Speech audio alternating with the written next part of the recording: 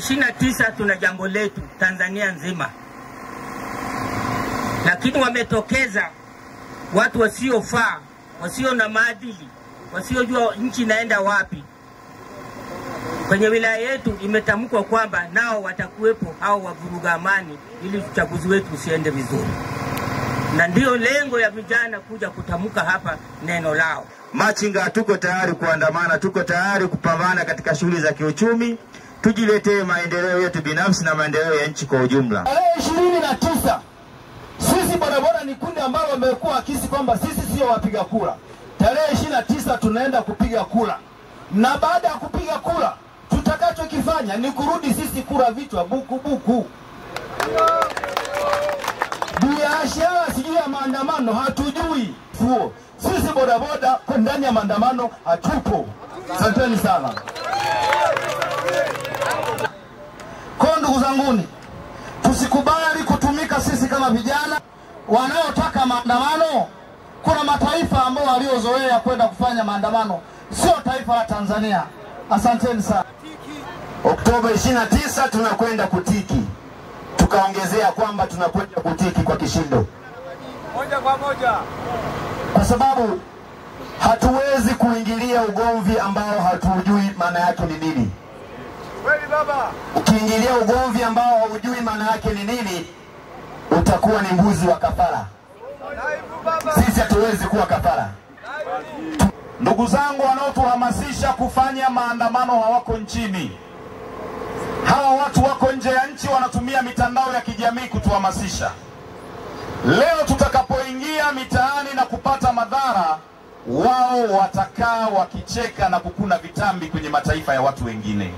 Sikutegemea kama vijana wenzangu mngefanya jambo hili kubwa, lakini kwa kuwa mmefikiria mbali zaidi, mimi niwapongeze kwa niaba ya serikali na niwahakikishie ushirikiano usiku na kama mwakilishi wa Mheshimiwa Rais Daktari Samia Suluhu Hassan katika wilaya yetu ya Kahama kwa maana ya mkuu wa wilaya, lakini kama mwenyekiti mwenye dhamana ya usalama na wilaya katika wilaya yetu ya Kahama, niwahakikishie Kahama iko salama sana. Kahama ni salama.